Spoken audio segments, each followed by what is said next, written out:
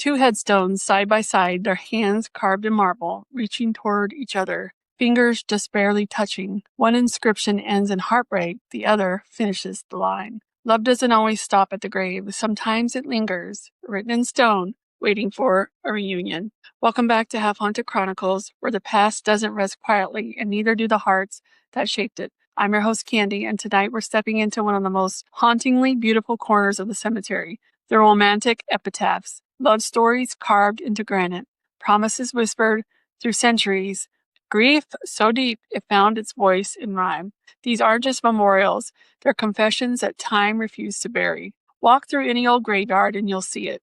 Two headstones side by side, joined by carved hands, one's reaching up, the other one's reaching down, a symbol of farewell and reunion. Here rests my beloved until I come. Years later, the partner's stone completes it, together again. The space between them, those empty years, became part of the story, and even centuries later, those words still ache. In a quiet churchyard in Wales stands a stone that reads, "They were lovely and pleasant in their lives, and in death they were not divided." A verse borrowed from scripture, but made human in its grief. A husband and wife buried in a single grave, hands clasped beneath the earth, just as they were above. Other epitaphs keep it simple. "We shall meet again." 6 syllables that carried entire lifetimes of longing. Some graves even left space, an unfinished half where the surviving partner's name would later join, closing the circle of their story. Grief has a rhythm. You can hear it in stones that sound like love letters left open to the world.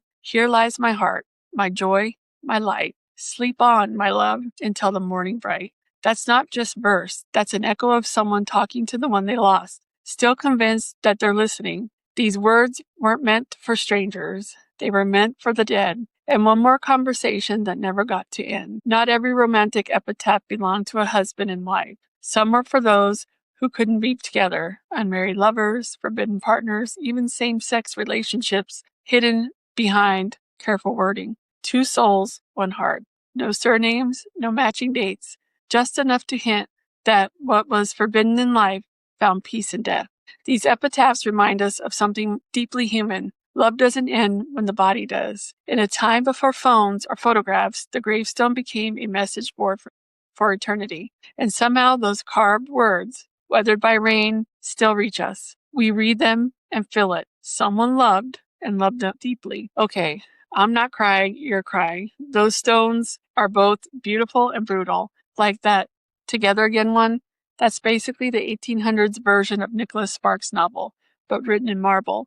I love how rebellious they are. You can feel the grief in every line, but there's also defiance. It's like the dead are saying, "Nice try, death, we're still together." And those hidden couple epitaphs, whoo!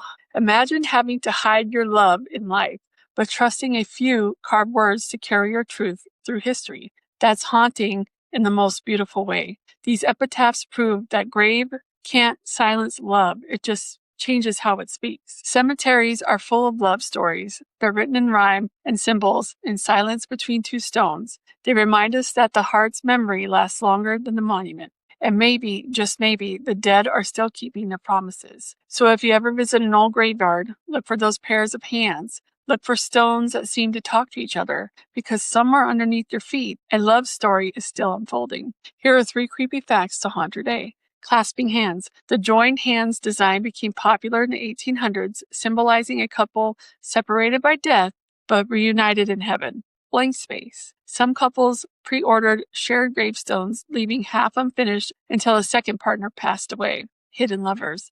Folklorists have found coded epitaphs marking same-sex partners buried side by side under phrases like companions in life and rest. So the next time you wander through the graveyard, don't just look for sorrow, look for love, written in stone, whispered across centuries. Because death may separate bodies, but it never silences devotion. Until next time, stay curious and always, always stay haunted.